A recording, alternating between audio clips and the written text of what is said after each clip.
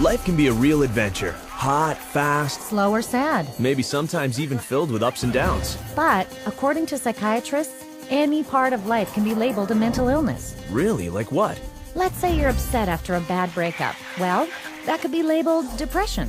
What if you're nervous before speaking in public? Anxiety disorder. Or being really talkative and super active? Manic. That sounds a little crazy. It does. But how much does this really happen?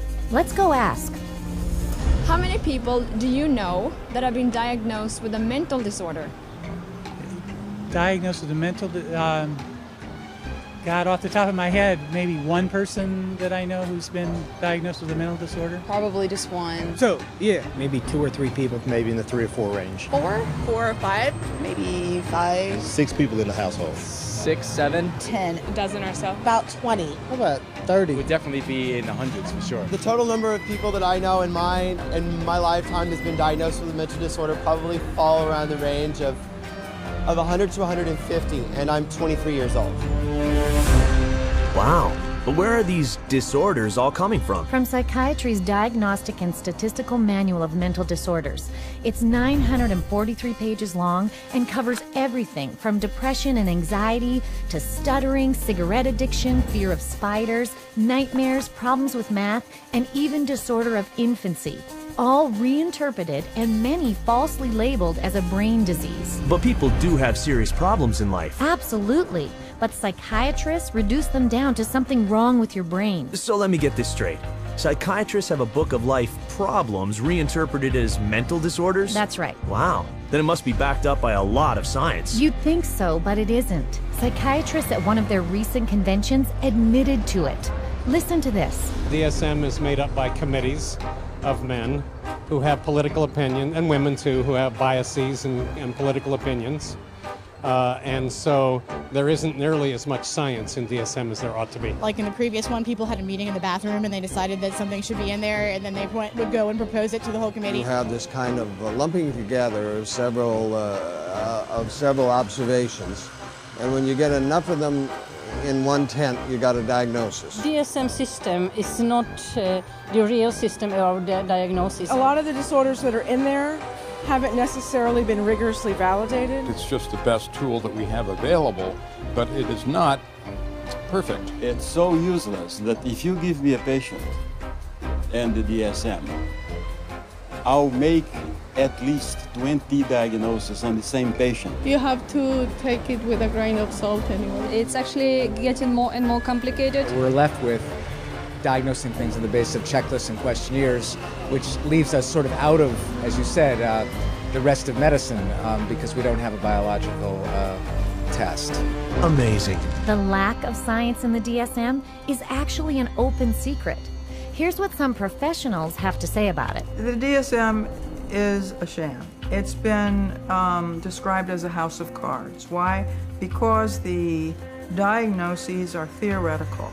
They're not based on scientific measurements. It's sort of a shaky level built on another shaky level, built on another shaky level. It is flimsy and that it is easily collapsible under the scrutiny of critical thinking. If you just pull one little fragment of the reasoning aside and question it thoroughly, you'll find it doesn't stand up, and then that means that the whole organism collapses because you've got some wrong premises in there somewhere. In fact, they're all over the place. It is indeed a house of cards because it's predicated on not a solid structure. It is built to create an apparently legitimate edifice, which results in a diagnosis.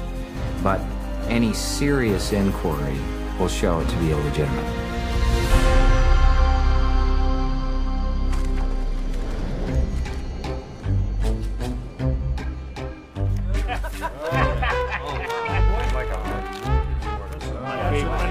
Here, I tell you. With schizophrenia, So, if the DSM is not based on science, what is it based on? Well, it started out as a simple desire for psychiatry and psychology to be accepted by mainstream medicine. We psychologists have always desperately wanted to be accepted as a real science, as a true science. Now, what the early psychologists did was they looked around and they saw what other scientists were doing, and they decided to emulate them. Modern approaches to classifying psychiatric disorders dates from the 19th century. nearly all the clinical concepts we have today originate from that time. Probably the most important of all was a chap called Emil Kraepelin, who worked first of all in Heidelberg and then in Munich. Never heard of him. Emil Kraepelin is known as the father of psychiatric classification. He was the first person to classify what he thought were biological illnesses in the brain. There was dementia praecox, which is now called schizophrenia, manic depressive illness, and paranoid psychosis, all concepts that still exist in the DSM today. That's it? 3 disorders? Yes, only 3, but Kraepelin's system soon became very popular. Listen to this. Kraepelin's system caught on very quickly, not only in the German-speaking world, but also in the English-speaking world, in the United States and Britain. It caught on because up to that point, nobody had an agreed way of talking about patients. So in the early 1950s, there was compiled Diagnostic and Statistical Manual of Mental Disorders. Now, there are very few statistics in the book. Disorder is used essentially as a euphemism for illness. This is a book which catalogues mental illnesses for which no medical sign has ever been discovered. This primitive pamphlet was 130 pages long and listed 112 mental disorders, small compared to the current DSM, but much bigger than anything Kraepelin envisioned. Why so many? Because by defining more and more of life as abnormal, psychiatrists could get their hands on a huge amount of government money. Defining life? What do you mean? Well, things like holding your breath, biting your nails, thumb-sucking, sleepwalking, poor efficiency, even homosexuality. That's ridiculous. They added all those just to have people to treat? And more. Then the second version, DSM-2, came along in 1968 and expanded to 178 disorders, again to grab even more government insurance money. To do this internationally, the DSM-2 was specifically written to align with the International Classification of Disease, the ICD, a book extensively used in Europe and around the world that, apart from psychiatric diagnoses, lists real medical diseases. So that's how psychiatric disorders got accepted by mainstream medicine. It was a start, but the DSM-2 was still not scientific, as it was heavily influenced not by actual clinical testing, but by the theories of Austrian psychologist Sigmund Freud. Then there must have been a lot of neuroses in that book, right? Yep. But there was absolutely no knowledge of what caused them, nor did they even look for a cause. Inclusion of a disorder in the classification does not require that there be knowledge about its etiology. So in other words, to make a diagnosis, you really don't need to bother with cause and effect. You don't need to know what causes the condition. Wait a minute. If the DSM doesn't tell you what causes its mental disorders, how does psychiatrists discover them in the first place? The answer may surprise you. New diseases are being invented all the time, and I want to emphasize the word invented, because when it comes to psychiatry, mental illnesses are not discovered, they're invented. The way the system works in terms of diagnosis is that every few years a group of psychiatrists and psychologists sit around in a room and vote on new diagnoses. This is science? I can't believe it. Don't worry, you're not alone. The diseases are voted on? What do you mean? Did you say, are they voted into existence? Are voted? As in created. Oh, man. I think that's kind of ridiculous. It's crazy that you would vote. I definitely don't agree. I don't agree with it at all. Mental disorders should be based on scientific research. I have been led to believe that it's all based on medicine and science. So I'm kind of shocked to find that out. Me too. There's more. Not only are mental disorders voted into the DSM, but now and then they are also voted out. Take, for example, homosexuality, listed in DSMs 1 and 2 as a mental illness. This is how the editor-in-chief of the DSM-3, Robert Spitzer, explained it. I came up with a definition in 1973 that made it possible to argue that homosexuality was not a mental disorder. On a vote, essentially, at a conference of the American Psychiatric Association, it was removed. Now, did they discover that homosexuality was not a disease through scientific processes? No. It was included for political reasons, and it was removed for political reasons. And the end result is a vote. It's a supposed democracy. So to call it science is a complete fabrication. So the DSM is actually political, not scientific. Right.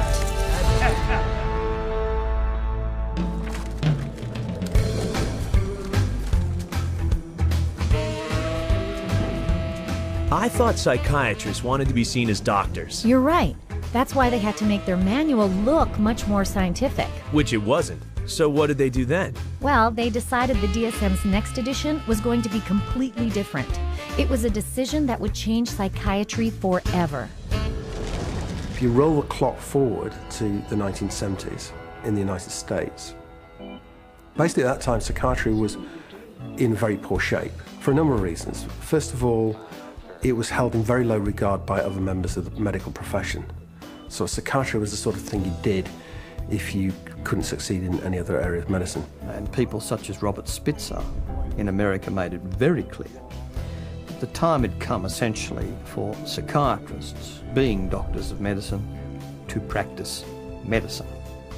So if a psychiatrist was spending a lot of time dealing with people who were anxious, depressed, these dilemmas, these problems in living now essentially had to be redefined. And they were redefined as medical conditions. And their solution to this was to come up with a manual which defined psychiatric disorders more carefully. So hence we have DSM-3, which is the third edition, which is published in 1980. Under Spitzer, psychiatrists editing the DSM-3 threw out Freudian psychology and decreed that from now on, psychiatry's diagnoses were purely biological. So they finally became scientific. No, actually, not at all. In fact, the political bickering over what disorders to put in and what to leave out of the DSM-3 was even more ridiculous. Here's what one psychiatrist had to say about it. They would squeeze into a room which was about half the size of this one. It was much too small. And Bob would raise a provocative question, and people would shout out their opinions from all sides of the room. And whoever shouted loudest tended to be heard. My own impression is it was more like a tobacco auction than a sort of conference. And this is what another member of the DSM decision-making panel said. The low level of intellectual effort was shocking. Diagnoses were developed by majority vote on the level we would use to choose a restaurant. You feel like Italian, I feel like Chinese, so let's go to a cafeteria. Then it's typed into the computer. It may reflect on our naivete, but it was our belief that there would be an attempt to look at things scientifically. Sounds like they had a diagnostic manual that looked more scientific, but had no more science in it than before. Meanwhile, the number of mental disorders in the DSM-3 had ballooned to 259. But to sell the idea that psychiatry was a true medical science, they had to spin it with a really impressive scientific-sounding theory. But with DSM-3 from 1980 on, there was the progressive medicalisation of psychiatry. And the notion of chemical imbalance was invented and essentially took hold. Whoa, chemical what? Chemical imbalance theory. It was first suggested in 1965 to try to explain how depression might be caused by an imbalance of certain brain chemicals. I'd like to hear this. Joseph Schildkraut theorized that because psychiatric drugs alter the levels of some of these chemicals, then mental illness must be caused by too much or too little of them. Isn't that backwards? It sure is. It's a little like saying that because aspirin stops a headache, that headaches are caused by the deficiency of aspirin. I see what you mean. But it was just convincing enough to give psychiatry and the DSM-3 the superficial aura of science. As Robert Spitzer put it, psychiatry felt now, gee, we're more scientific, we're part of medicine. So it worked. Yes, and ever since then, psychiatrists and the pharmaceutical industry have relentlessly promoted this chemical imbalance theory, both to the medical field and the public. If you're one of the millions of people who live with uncontrollable worry, anxiety, and several of these symptoms for 6 months or more, you could be suffering from generalized anxiety disorder, and a chemical imbalance could be to blame. Pristique is thought to work by affecting the levels of two chemicals in the brain. It works to correct chemical imbalances in the brain, which may be related to symptoms of social anxiety disorder. Cymbalta works on serotonin, and norepinephrine. Hundreds of thousands of patients have been prescribed Abilify. Ask your doctor. Ask your doctor. Talk to your doctor. Call your doctor. Ask your doctor about Cymbalta. Prestige is a key in helping to treat my depression. Ask your doctor about Prestige. You come to my office, and I say to you, well, you describe what's going on in your life and your symptoms, and I say, well, it's clear to me that you've got a chemical imbalance, and we're going to write you a prescription for this. The truth of the matter is, there's no such thing as a chemical imbalance. There's no test out there that they can depend on that tells you you have a chemical imbalance. There's actually, in fact, dozens of studies showing that there isn't any measurable imbalance. So psychiatrists will explain to patients all the time, this is just like diabetes. In diabetes, you have low insulin, we have to readjust the insulin level. In depression, you have low serotonin, we have to readjust the serotonin level. But actually, we have already proven that there's nothing wrong with serotonin levels. It's completely a myth, disproven by our own evidence. I had a psychiatrist. He said that, in his professional opinion, this child had ADHD, a chemical imbalance of the brain. And when he was questioned on the witness stand as an expert witness for the state, he was asked if they had done an MRI. He said no. He was questioned if they had done a CAT scan. He said no. He was asked if they had done any bodily fluid check known to medical science to prove that this child had a chemical imbalance of the brain. He says no. And when he was asked how he arrived at this ADHD diagnosis, a chemical imbalance of the brain, it came down to that he had counseled and observed this child for 2 hours, and half of the time was observing. How do you arrive at a diagnosis of a chemical imbalance of the brain by talking to a child and observing them for 2 hours? You don't, okay? It's pure guesswork. Wow, is this for real? See for yourself. Here's what happened when a person with a hidden camera went to several different psychiatrists asking to be tested for a mental illness. Of any scientific test? Not that I'm prepared to do this time. So you getting that I have adjustment, what is it? Adjustment disorder, mixed emotional features. It just means situational stress. Right, it's a formal diagnosis. But I'm saying, just where do you get that from? I take you at face value. In terms of diagnosis, there's no way that I can x-ray or project or allow. So it's very hard to have anything to measure.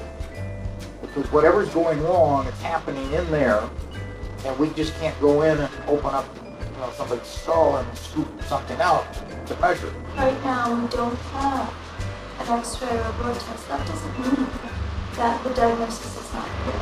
The diagnosis is for insurance, and I'm not really trying to think too much in terms of diagnosis. I don't really see that as my main job here, to make a diagnosis, except to give something to the insurance that's reasonably accurate. But we don't even really know what's going wrong in the brain. So all the things that we found were found by accident. I'm stunned. Psychiatric diagnosis is based purely on individual opinion. No matter what they do, they're wrong. Britain's BBC even did a show on this where 10 volunteers, 5 considered normal, and 5 previously diagnosed as mentally ill, were observed by 3 well-known mental health experts, who were then asked to determine who was who. Oh boy. Watch this. We think that it's likely that you've had a history of bipolar disorder. Is that correct? You're wrong. Okay. We've come to the conclusion that at some time you've been diagnosed with a mood disorder. You're wrong. We were wondering whether at some point in your life maybe that you had suffered from a significant psychiatric problem of some kind or other. No. Not at all? You are wrong. All right, okay. 3 wrong diagnoses in a row. After a whole week of observation, the panel have identified just 2 out of 5 disorders.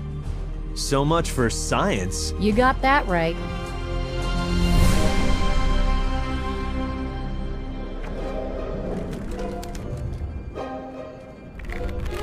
Okay, I'm in. And I got a pair of compulsive disorders here. I have a question. How can psychiatrists call themselves evidence-based when they have no evidence? It goes further. Not only do psychiatrists have no test to prove the mental disorders they label you with, they can't even define what a mental disorder is. No. They even state it in the DSM. Watch this. Although this manual provides a classification of mental disorders, it must be admitted that no definition adequately specifies precise boundaries for the concept of mental disorder. There you go. Unbelievable. But psychiatrists weren't done yet. 14 years after DSM-3, they published DSM-4, and its editor-in-chief has been even more blunt about the term mental disorder. There is no definition of a mental disorder. It's bullshit. I mean, you just can't define it. So even though they admitted they couldn't define what a mental disorder was, a term they used in the title of their own manual, they added more disorders? A lot more. 115 to be exact, for a grand total of 374. That's over 3 times the number of disorders listed in DSM-1. And in just over 40 years. And this book weighs almost 5 pounds. That's bigger than a Metropolitan phone book. It's a buyer's catalog of mental illness. And with it, 120 million people worldwide have been diagnosed with a mental illness. Wow. But what about the International Classification of Diseases? Has there been an increase in mental disorders there too? Most definitely. The ICD's Mental and Behavioral Disorders section almost parallels the DSM. Whatever happens in the DSM is mirrored there too. Okay, well, so far I found out there's no test to identify or confirm a mental disorder diagnosis. There's no proof to the chemical imbalance theory, and that they don't even know what a mental disorder is. And they admit it, at least to each other. Here's one prominent psychiatrist speaking at a recent APA convention. You're sitting in your office, you see a depressed patient, you have no idea what's the matter with them. And I know all of you think you know the answer, but in terms of evidence, I don't know the answer, and I don't think any of us really know. That's astonishing. And yet, they will give you a diagnosis very quickly anyway. This is another influential psychiatrist at the same conference. Jim Burley at the Maudsley Hospital did a study once on how long it took people to make up their mind about the diagnosis after they entered a room. And it was about, how many, David? It was 2 seconds? It was a couple of minutes. It was very... A couple of minutes? Yep. Of course, even the then president-elect of the American Psychiatric Association is on record for saying the DSM is pretty much a joke. Well, what does D stand for? I used to think it is diagnostic, but over the last few years realized it is more like a dartboard. Dartboard? Are psychiatrists telling their patients any of this? No. In fact, psychiatrists act like they know what they're talking about while keeping the public in the dark.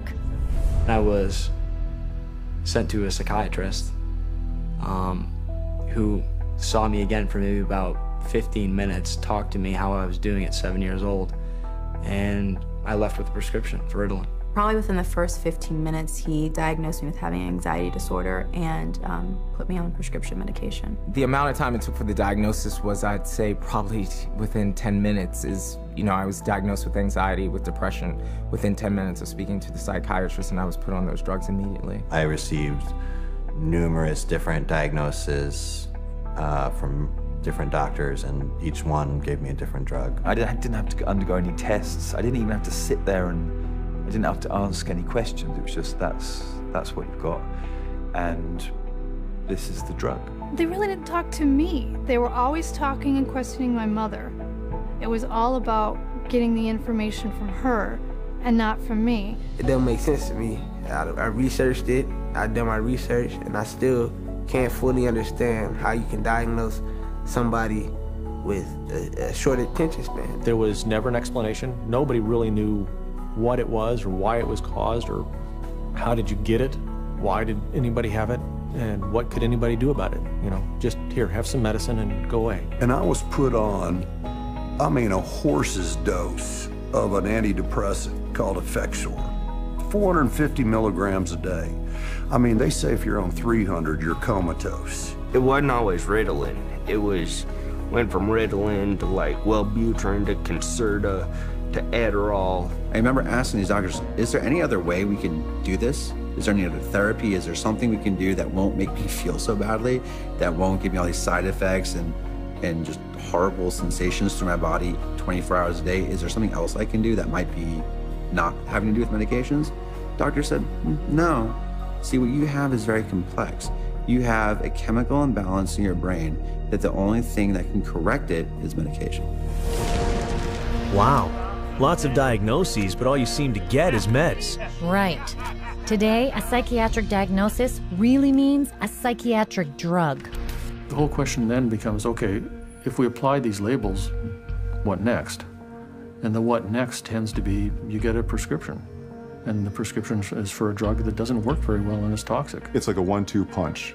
The number one of the 1-2 punch is the Diagnostic Manual. You've got all these disorders to choose from. The two is the treatment. So you've got the Diagnostic Manual in place, you've got a machinery in place, and then you've got this treatment that is there for the taking. For everything you can think of that might seem to be odd behavior, the psychiatry field has a name for it.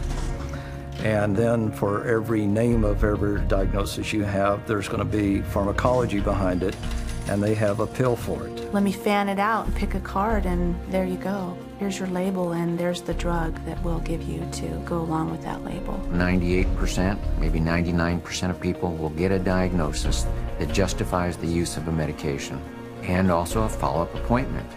Because remember, the business of medicine, the business of psychiatry, is seeing patients. And the psychiatrist that tells a patient they don't have a problem and there's no medicine for that problem doesn't have a very busy practice. And that's sort of the purpose of the DSM-345, to provide a diagnosis that can be given a drug for that patient. It's a quick buck. You don't need to do a physical exam. You put it in the chart, it's done. Prescribe away. Lifetime patient. That's what the DSM is for. Are they saying the DSM is only there to justify drug treatment? I'm afraid so.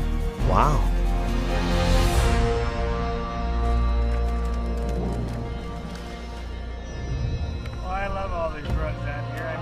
So if psychiatry's primary treatment is drugging, there must be a lot of drug prescribing out there. Absolutely. Did you know over 600 million scripts are written for psychiatric medications every year? Whew. But what about the patients who don't want drugs? Actually, the DSM has a category for that, too. It says V15.81, non-compliance with treatment. Now, this category can be used when the focus of clinical attention is non-compliance with an important aspect of treatment for a mental disorder or a general medical condition. If you refuse treatment, then you probably are mentally ill, ipso facto, by that fact alone. So if you don't do what a psychiatrist tells you to do, that's a mental disorder? That's right. That's downright scary. So why wouldn't they follow the treatment? Because the drugs psychiatrists prescribe can cause some very strong and severe physical reactions. You mean side effects? Well, not exactly. Drugs really don't have side effects. Drugs only have effects, and we arbitrarily differentiate those effects of the drug that we like, and we say these are the effects of the drug. And those that we don't like, those are the side effects. It's akin to saying that a bomb that comes down on a building kills people and destroys the building, and the military general says, oh, killing of the people is really a side effect. No, you cannot separate out the destroying of the building and the killing of the people.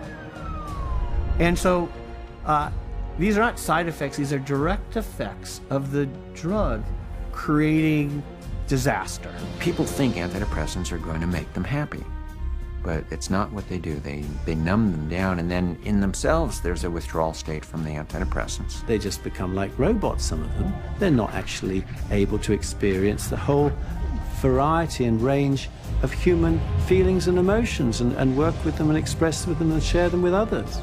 Because once you sort of put somebody on a heavy dose psychotic drug, I mean, you're just dehumanizing them.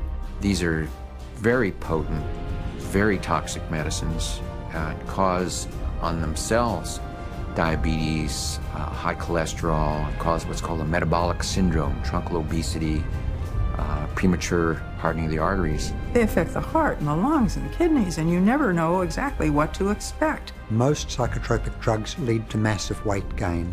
Some of them, like olanzapine, for example, can lead to weight gains of 25, 30, even 40 kilos in a year or two, and that is serious. One of the side effects is it affects your sexual performance abilities. In people who are on a lot of medication, they're just totally unable to detoxify through their liver, and then other functions of the body shut down one by one. These drugs have on their labels may increase risk of suicide and homicide in people who take them, just like a carton of cigarettes has to say may be hazardous to your health. And there's cases where many people who commit suicide or commit acts of violence are on these medications, which definitely has this type of side effect. You look at the side effect profile is identical to what they're trying to treat, and in some cases worse, and especially in the instance of suicide, then you can see that it's an extremely treacherous area with very, very little actual science behind it.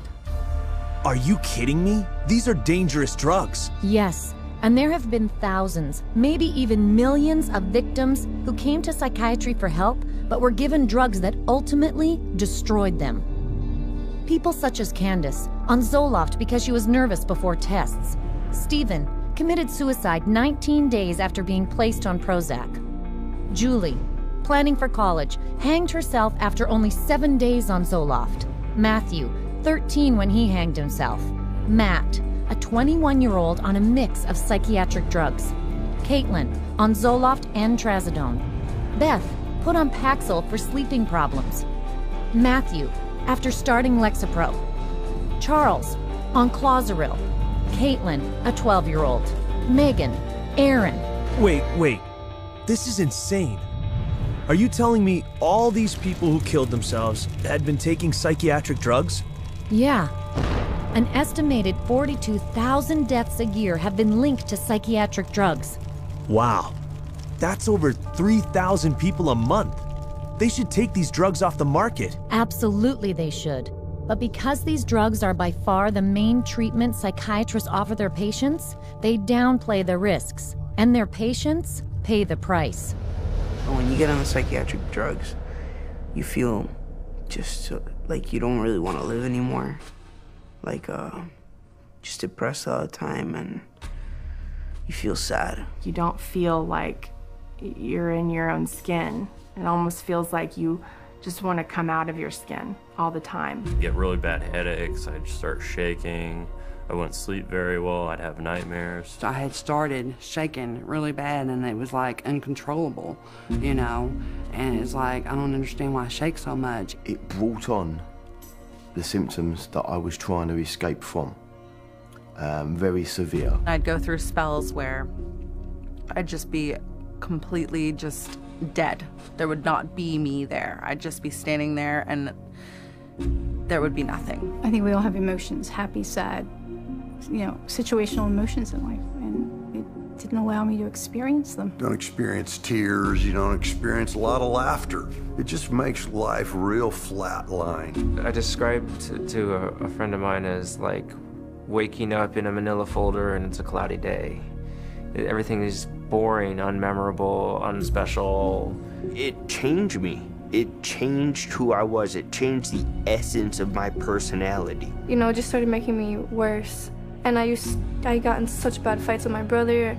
I scratched his face up and, you know, stuff like that. I started to experience suicidal ideations almost immediately. And I had never had any feeling like that before. I remember when I was at home one day, I had taken my medication and I thought about killing myself, and I got really scared, so I ran to my brother and I told him, and he just held me and told me not to give up and to just keep trying. And I actually thought that's maybe the one thing that I do have control over, that I could, you know, I could off myself, and I would be out of this roller coaster of an existence. I have been raped. I have been coerced into doing things that I do not care to speak of. But just to put it in perspective, even having experienced that, the experiences in thoughts and loss of self that I had, being put on Prozac was the worst violation I have ever experienced. I'm speechless. People don't even know what these drugs are doing because they trust their psychiatrist. Not only that, recent studies have shown their drugs like antidepressants don't cure disorders any better than a dummy sugar pill, a placebo. So, just to recap, not only does the DSM provide the label psychiatrists put on you, but it justifies their drugging you with powerful drugs that have lots of side effects and don't even work. This is really messed up. Definitely. And yet, they still cling to the idea that they can correct your unwanted behavior with chemicals.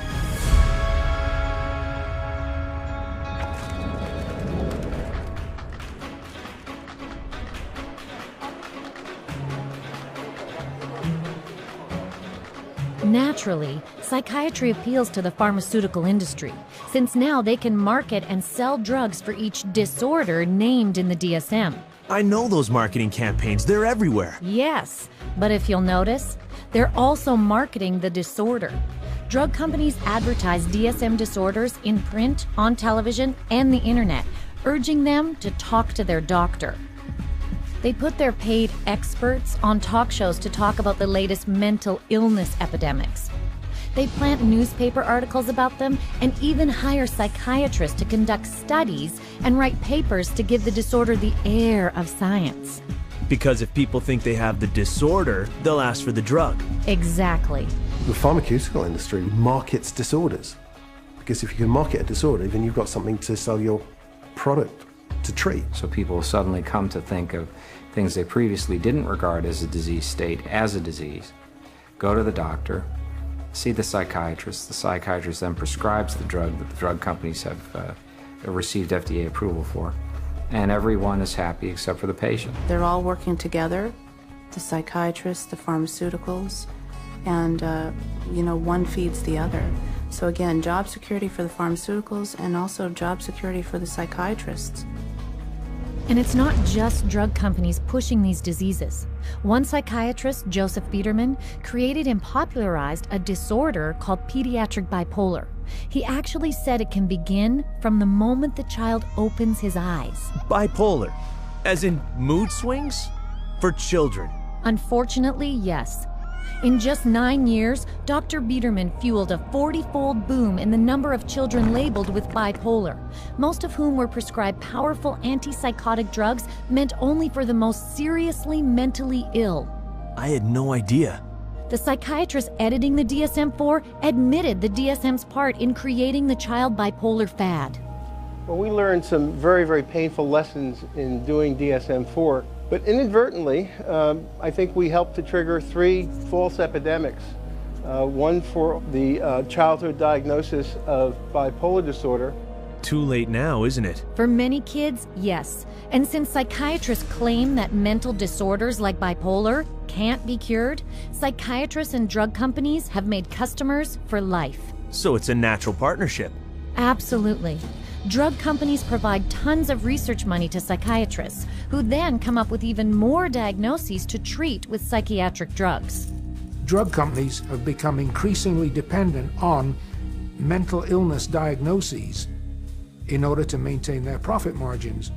And psychiatrists and increasingly clinical psychologists are more than happy to manufacture mental illness in order to make that happen. Hence, the increase in size of the Diagnostic and Statistical Manual of Mental Disorders. The strategy is how many people we can diagnose with a particular label that would be broad enough to include a ton of people in it.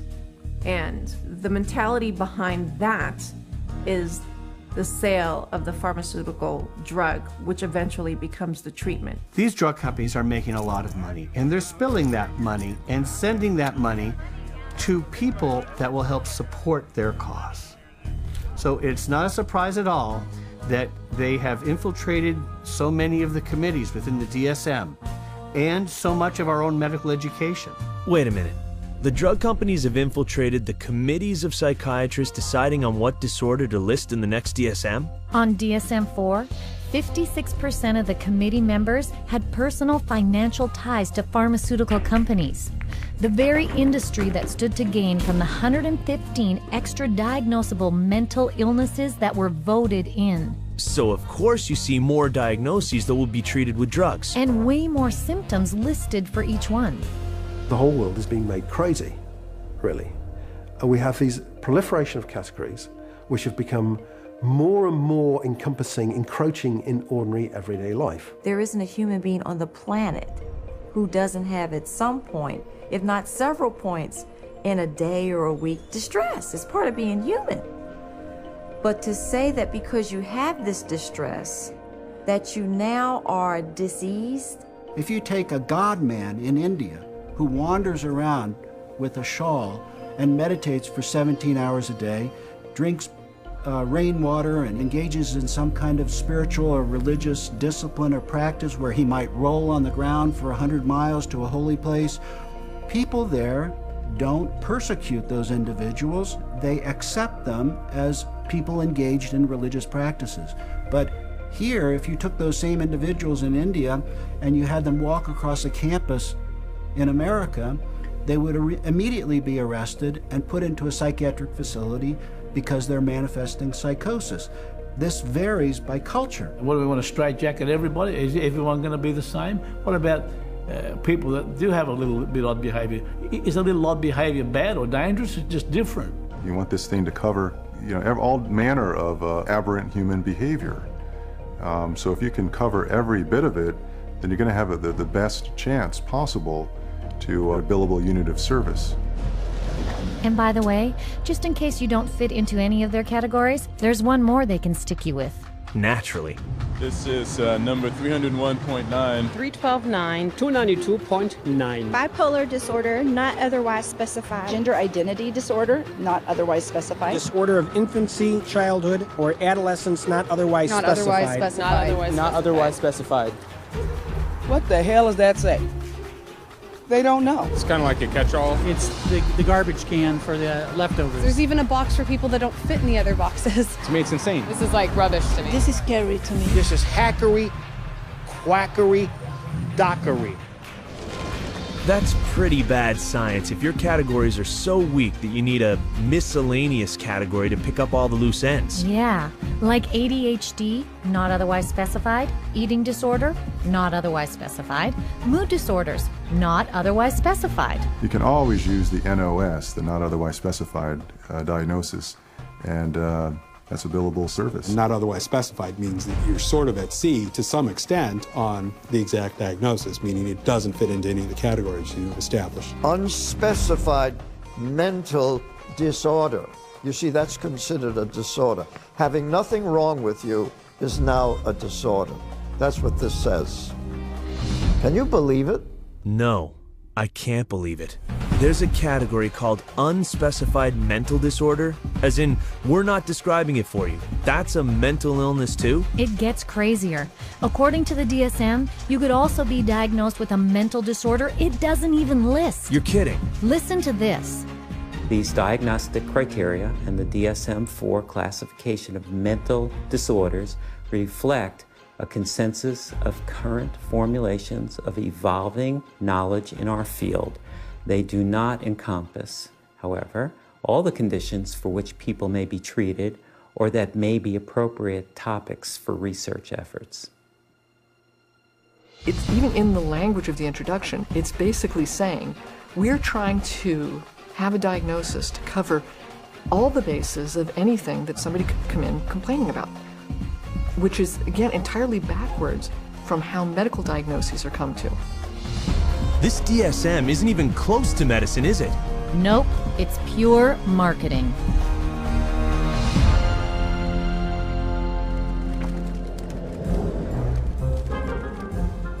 God bless the insurance companies.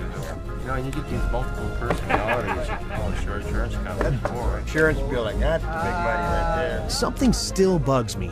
If psychiatric treatment is so long, expensive, and ineffective... I know. Who would be willing to spend such exorbitant amounts of money for psychiatric treatment that drags on for years, often for a lifetime, while delivering such lousy results? Exactly. Who who pays for all this? Mostly government and private health insurance. Right, insurance. In fact, the psychopharma lobby has been very effective in getting laws passed forcing insurance companies to provide mental health insurance equal to regular medical insurance. That's called mental health parity, right? That's it. But economically, this has been a catastrophe. So there's nobody who walks into a psychiatrist's office that isn't going to go out with a label. He's got 374 choices or so based on the Diagnostic and Statistical Manual list of symptoms. So he's got to fit you into one of those categories in order to get paid. The DSM really should be called, how to bill the insurance companies, how to get money from the insurance companies. It's a list of codes, and there's a number for everything, and that number goes on an insurance form, and then you get payment for it. The DSM is completely built into the system now because you can't get reimbursed by an insurance company unless there's a DSM diagnosis. A kid wets the bed, you can bill on that. They're going to have one called a skin picking disorder. You pick your skin, you can diagnose and bill on that. You can always find a diagnosis and you'll always be able to bill. A psychiatrist or a psychologist can go through their book now and find a diagnosis code for just about anything. Everybody would fall into something that they could put a diagnosis on and fraud insurance companies. What a racket. You got it. Every year, the psychiatric industry uses the DSM to rake in $100 billion from the U.S. government and private insurance. And that's just one country. I'm starting to realize just how much the DSM has pushed up the overall cost of medical treatment. I know. The average insurance bill from psychiatrists is double that of general medical treatment. And that raises what I have to pay for insurance. Right, and it wastes taxes too. The Texas State Mental Health Insurance Program was almost bankrupted by one class of very expensive psychiatric drug, normally prescribed for bipolar disorder. Wow, that's a lot of drugs. Sure is. And on top of that, because DSM diagnoses are so arbitrary, another huge and costly problem is insurance fraud. Private psychiatric hospitals have been caught posing as stop smoking and weight loss clinics to get people to admit themselves. Come with me. Paying recruiters $3,000 a head to funnel government insurance patients through their doors. How many more you got coming? A bunch. And holding patients inside as long as possible until their insurance coverage runs out. And all this is for the insurance money? Right. And once patients are enrolled, any diagnosis can be pulled out of the DSM to justify treatment. Check out this hidden camera footage from someone posing as a psychiatric hospital worker. I'll say patient display. That's how my opening is always a classic. Patient display. He's sort of, what do you think? You think he's, I thought, I've interacted with him a lot. I thought he's always appropriate. He's always... But under behavior, what's some good words in here? He's not negative. He's sort of intrusive a little bit. Not really. He doesn't push limits anymore. He didn't really act intrusive. He acts sort of anxious. Focus on the negative. And why should we focus on the negative? Because that's how they get paid. I mean, this is what they told me. I mean, you write what you want to write. I know I got to write for you. So I know what I have to write. You know what I mean? So that's why Like, why do you have to write it? So this place can get paid. Oh, okay. It's a business thing. It's not like I'm lying, but I always pull the negative out. Like you're supposed to. They tell you to. What? The negative? Pull the negative out. You pull it out of it. That can't be ethical. It's not. And that's just the beginning of the fraud. Psychiatric providers have also been caught billing insurance companies for having them listen to music, watch television, or play bingo, charging for wake-up calls, theater tickets, or trips overseas, or for claiming to treat people who are in jail, in a coma, or even dead. No. Some psychiatrists have even been busted for having sex with their patients and billing it as therapy. That's sickening. As one insurance fraud director said, the extent of the fraud is limited only by the imagination. I had no idea. Not many do. Mental health fraud cheats insurers and taxpayers out of $5 billion every year in the United States alone. They should arrest these criminals and throw away the key.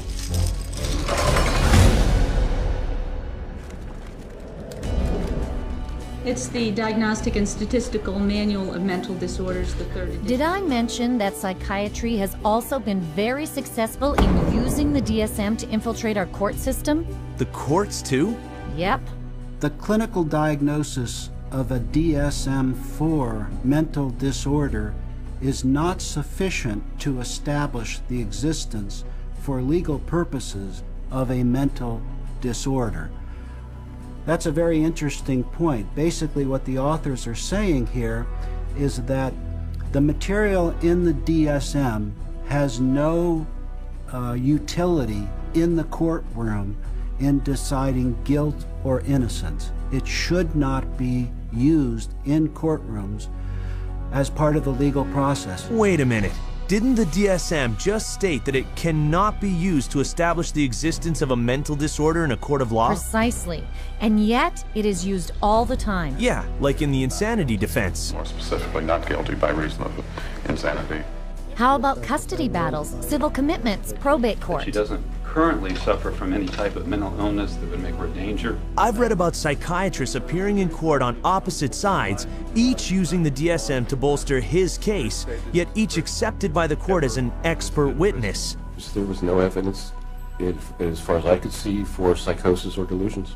Because he's suffering from narcissistic personality disorder and a delusional disorder, a complete contradiction. It hasn't always been this way. In the beginning of the 20th century, a psychiatrist in a courtroom would be laughed out of the courtroom by and large. Today it's commonly accepted testimony as long as it's in accord with the DSM. The danger in using the DSM in a court setting is that you're using a vocabulary that the judge or the jury doesn't fully understand. They are, by concocting these psychobabble words, it makes it seem like there's something there that may not be there.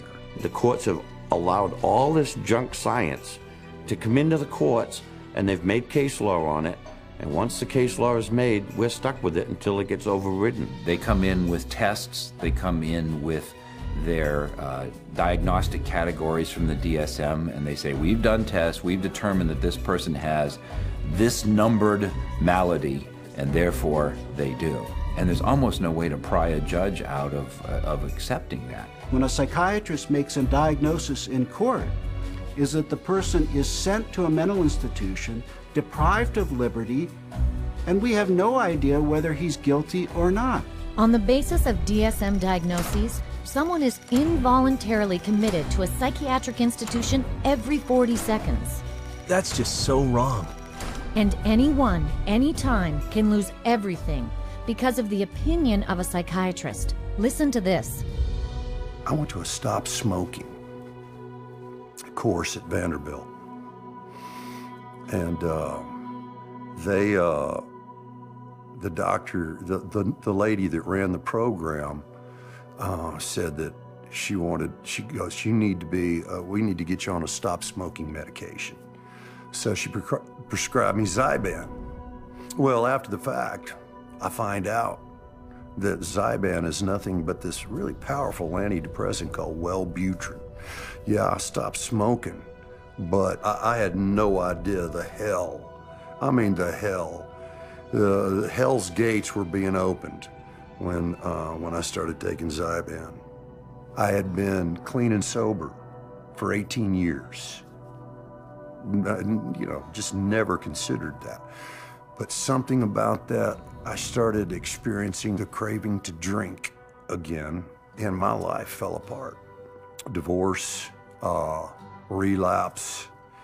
So then a sibling of mine got wind of my relapse, wanted to gain control of my pocketbook and my life, and found a dirtiest lawyer in town who knew, you know, one of the dirty psychiatrists, and bought and paid for an evaluation, had a hearing in a court before I was ever served notice. And the next thing I know, every right that a human being can possibly have was taken from me. And you have less rights as a conserved person than you do as a criminal. I mean, you are stripped of every right. You can't enter into a contract. You cannot marry. You cannot sue. You cannot even fight the legal system that has involuntarily put you in this. And it was all based on the psychiatrist's diagnosis, who never evaluated me. That's unbelievable. He was just trying to quit smoking, but instead got a psychiatric diagnosis and his rights taken away? All his money gone, too. Not to mention being incarcerated in a mental institution. But if you think what psychiatrists do to individuals in our court system is bad, wait till you see what happens to families. Children are taken away from parents every day in these juvenile courts because a person with a PhD or an MD after their name comes in and says, I've shown ink blots to a person and they may be a risk to a child. Just in my little state of Massachusetts here, there are 11,000 children in captivity taken away from families at any one moment. And almost all of those children are being drugged. And our own commissioner of children and families testified under oath that they drug 88% of the children that they take out of the families. 88% drugged? That's almost a sure thing. And that's just the tip of the iceberg. All over the world, psychiatrists are using the court in any number of ways to take away people's rights and destroy families. Just watch. Psychiatry has affected my family through the family law court rulings. The family law court has a court-appointed child psychiatrist who, it appears, determines the future of the child. It's just like a business in the court system that they forced you to undergo all of these psychological evaluations, and you have to pay thousands of dollars, but at the end of the day, it has been supported by no evidence, nothing. They said to me, Deb, you have a choice. Either you bring your son to get medicated, or we'll take your child away from you and put him in a home that they'll medicate your child. And then good luck. Basically, they were saying, good luck, Deb, to try and get your son back, but you'll get him back medicated anyways. And they put her in hospital, and that's when the psychotropic drugging started with Becky. And at that stage, I had no say over it. They refused to let her go. They would not let my daughter go unless she take medication. This was again a recommendation from the psychiatrist that once my son was radically ripped from his home and literally kidnapped and put in a new home with a perpetrator of domestic violence and of sexual assault, and is where he now lives, this psychiatrist said that he was never to have any counselling and never to see anybody. To have your family just disrupted like that, ripped out from under you, really, your whole life, just gone like that, and then you have to fight every day to get him back. It was very devastating. In some ways, it's worse than a death because it's unresolved, and you know what the truth is. And you feel like giving up and not fighting back for that custody of that child, but you can't. Yeah, there's just no justice. This is terrible. They're tearing families apart based on arbitrary diagnoses rampant in the courts. Exactly. So it's unfortunate that the courts have bought into the DSM. It's unfortunate that the whole psychiatric profession is wedded to the DSM. It's unfortunate that the psychiatric profession is in bed with the drug industry, and it's unfortunate that drugs that don't work are the common prescribed drugs for all manner of conditions in children and in adults. It's the wrong way to go.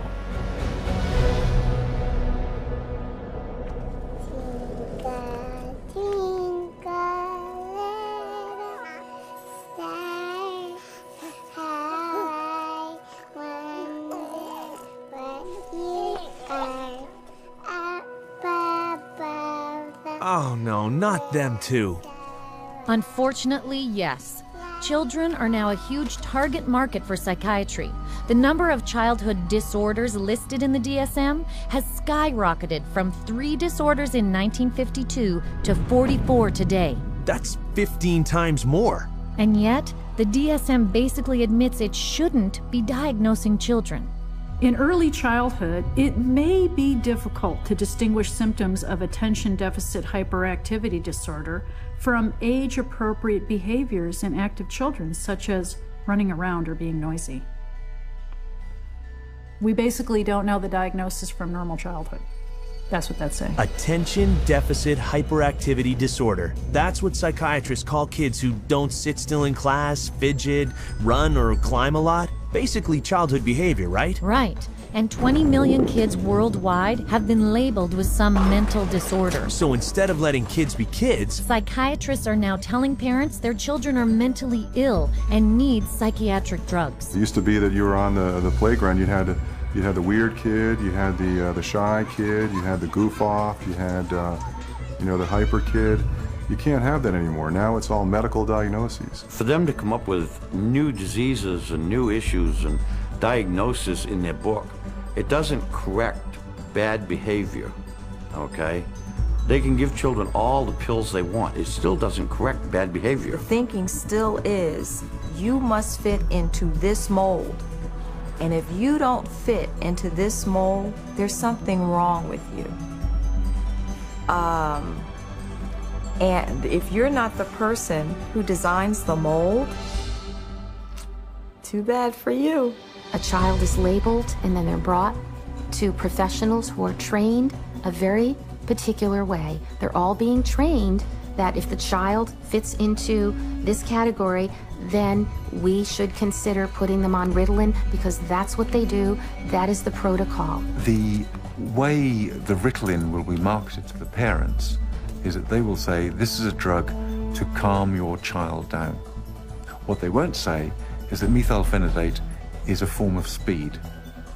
It's a form of amphetamine, and what we're actually doing is overdosing your child on speed. It's a stimulant.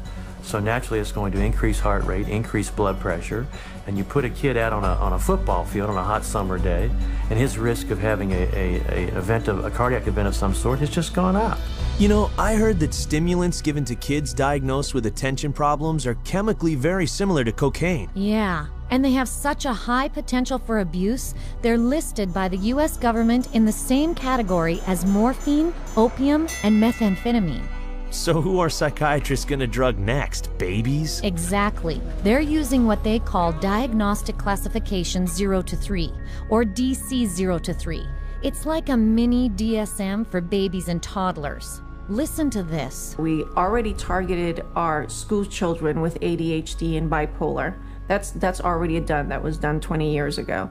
And we're moving younger with DC03 to the 0 to 3 age group, where they're trying to make popular the idea that it's okay to medicate 0 to 3-year-olds. The idea of a program to determine whether a child from birth to the age of 3 has a mental illness is so preposterous, so absolutely insane, that it's simply an additional part of the insanity that is now extant throughout this country. I cannot think of a program that is more insane than that. How are they going to diagnose a 1-year-old or an infant with a psychological disorder? How do they know? You almost have to ask ourselves, if our societies become sick, what are we doing to our fetuses, our infants, our children, that would make us need to have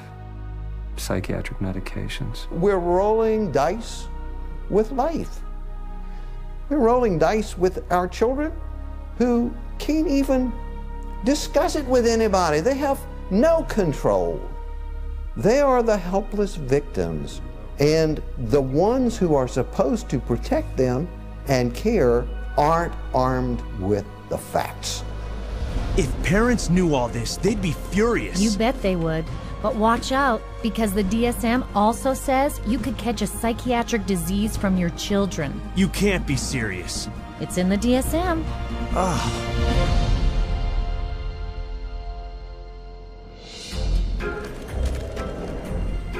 We're going to talk about some of the proposed changes that are suggested for DSM-5. I heard the DSM-5 is even crazier than the DSM-4. You heard right. You've got 374 named diagnoses in DSM. Well, guess what? There's going to be more in DSM-5. Why do we all of a sudden need a fifth DSM-5? Psychiatry wanted to broaden the horizons of mental health problems, of disorders. They wanted to stretch the disorders so it would encompass more. And to do that, they're going to add more diagnoses. We need more diagnoses like we need a hole in the head, really. They're not serving a purpose for mankind, all these diagnoses. They're almost laughable, some of the diagnoses. Laughable? Really? Well, they're talking about hoarding disorder if you don't throw enough things away. Persistent difficulty discarding or parting with personal possessions. Binge eating disorder if you overeat too often. Recurrent episodes of binge eating. Oh, and there's skin picking disorder. So it's recurrent skin picking resulting in skin lesions. Those are mental disorders? And for children, there's a new disorder that will scoop up the huge number of kids whose tantrums don't yet qualify for bipolar. They've created temper dysregulation disorder to seem a little bit more mild of the condition and include a lot of the younger population in terms of that diagnosis. And what it essentially does, it just broadens bipolar disorder into a whole other new category. And where they don't fit into bipolar, now they can fit into this other diagnosing criteria. So the net is getting wider and wider. More than you know. They're even considering adding a label for spending too much time on the computer. Internet addiction diagnosis. It's another example of, just taking something going on in the popular culture that's, pretty widespread and then finding a way to pathologize it. I know people personally that spend 12, 13, 14 hours a day on the internet or social networking groups like Facebook. So there is something going on there. But is it a condition that we need to then label and drug? Absolutely not. That is laughable. Yeah, until you consider that in China, the government has already set up psychiatric clinics that treat teenagers for, quote, problematic computer use, sometimes using electroshock to cure them. No. And if you think that's bad, there's one more proposed inclusion into the next DSM that is truly chilling. It gets worse? This one takes the diagnosis of mental illness a major step further. Psychosis risk syndrome, known more recently by the convoluted title of attenuated psychotic symptom syndrome. That's a mouthful. What does that mean? A really scary thing that's coming on the horizon is to come up with a whole bunch of diagnoses in there that are looking at people who currently are mentally well adjusted but have a risk of developing a mental illness in the future. They're still thinking they can define well before the symptoms develop the risk of a person developing a major mental disorder without any biochemical, biological or genetic tests or any physical test whatsoever. They don't know the cause of a mental illness. They can't treat it, they can't cure it. So how can they launch a preventative campaign for mental illness? It just logically, it falters. Wait a second. Do psychiatrists really think they can predict a disorder sometime in the future? Let's hear it from them. How can psychiatrists know if you're going to have a mental disorder in the future? Again, that we don't know categorically who will develop psychiatric illness in the future. It's really hard to say, actually. I don't know if you could 100% predict for anybody. You can't forecast if one will develop a psychiatric disorder. Maybe not, or maybe yes. It's hard to predict. It's hard to predict. There's no way to predict that. Well, I don't think that nobody knows that. There's no way to tell. Nobody knows? I don't think anyone can know what's going to happen in the future. They obviously have no clue. Yeah, but despite this, they're already proposing to screen kids for future mental illness. So they can treat them now. You bet. I would hate to see us go into the type of society where people are locked up for what they may do in the future rather than what they actually have done. Identifying people who are pre-psychotic would be a huge industry. Wow, that's truly terrifying. And the crazy part is, psychiatrists are still moving forward on DSM-5 when some of their most influential openly admit it's completely worthless. Any comment on DSM-5? It's of no use to us in the rest of the world. Even the psychiatrist in charge of the U.S. National Institute of Mental Health is less than enthusiastic about it. I don't do DSM. I'm not involved. So, and that maybe tells you more than anything. NIMH is not involved with DSM. So the top guy at the biggest government psychiatric organization in the world wants nothing to do with the DSM? That's what it looks like. It's a total sham. The Diagnostic and Statistical Manual is effectively the story that is being wrapped up in statistics and numbers and categories that when medicine tosses, doesn't fit any of our categories over to psychiatry, psychiatry says we'll find a category, and if we don't, DSM-5 or 6 or 7 will. I think in 2016 we'll be looking at DSM-6 and there will be 1,425 diagnoses and I'll have 900 of them. That is crazy. Yeah, but all of it is designed to fit more and more people under psychiatry's diagnostic umbrella. So they can cash in on even more normal behavior. There you go.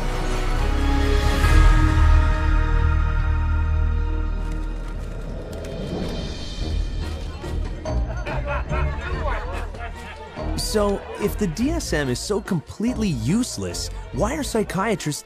Oh, gotcha. It's all about money, isn't it? With psychiatry, it's always about money. And it all starts with the DSM. As Robert Spitzer said, The American Psychiatric Association found out it could make a lot of money by selling it. They've made a tremendous amount of money. Every time they revise the DSM system, the American Psychiatric Association makes a hell of a lot of money. A hell of a lot of money? How much are we talking about? $6.5 million in sales a year. Whew. But it's not just selling the DSM that rakes in the profits. Psychiatrists and drug companies make money every time they use it to diagnose someone. You create disorders so that you can treat it with a drug. It's the ultimate money-making machine. How many people can we drug? How many labels can we put out there? How many people can we herd into these labels and feed them a drug so we can get richer, make more money? There's an inherent conflict of interest, and that conflict of interest is driven by the desire to make money. More money, more money, more money than one should expect. Huge money in the psychopharm business. If you really did the research on these diagnoses, you'd see that 90% of them or more don't exist. They're not valid. Then that's all of a sudden, all that reimbursement from the insurance companies disappears. So we have to cut the money cord, as well as cutting the DSM cord if we're ever going to really succeed stopping this juggernaut from continuing. And once again, it's follow the money, and you'll get your answer every time. This has been a big eye-opener. Let's see, there's no lab test for a so-called mental disorder, which psychiatrists can't even describe in their own manual.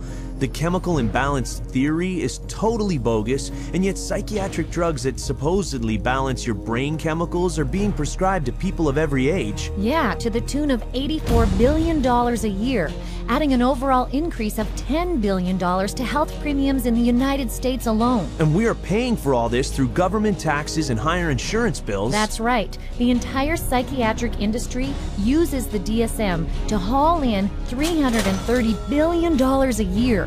That's $1/3 trillion. And growing. It's out of control. Well, the whole system is now a runaway train, but the DSM is the locomotive. And if you took the locomotive off, eventually the train would stop, because there'd be nothing more pulling it. We're losing the concept of health. Everybody is sick and everybody's got a condition and everybody needs drugs.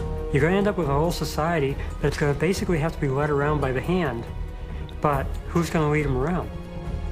Because they're drugging so many of them. In psychiatry, you know in your heart of hearts that you're not really diagnosing. You know in your heart of hearts that you can't really treat what you think might be wrong. And you also know that most of what you're dealing with in the DSM is unprovable and unreliable, not a predictable indicator. So what do you have then? Good question. I guess they got nothing. And people are being hurt. Yeah. You're very lucky to go through psychiatry and survive. It really is as simple as that. Only when enough people rip the veneer away and show that it's just nothing more than a Hollywood set is it ever going to fall down. It would be good if all the medical professionals who are really practicing medicine and really trying to help people and based on scientific fact and what they can best do to improve the lives of others, if they would recognize, just be able to look at this fact. It's hard to look at it, but look at this fact and be ethical and be honest and clean up the profession by getting rid of this fraudulent part of it. Psychiatry. I couldn't have said it better. It's so obvious. We need to get rid of the DSM. It's terrible for society. I know.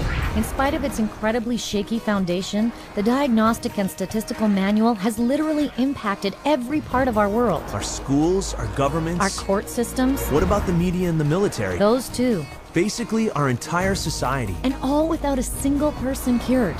The DSM really is more than just a house of cards. The Diagnostic and Statistical Manual is psychiatry's deadliest scam.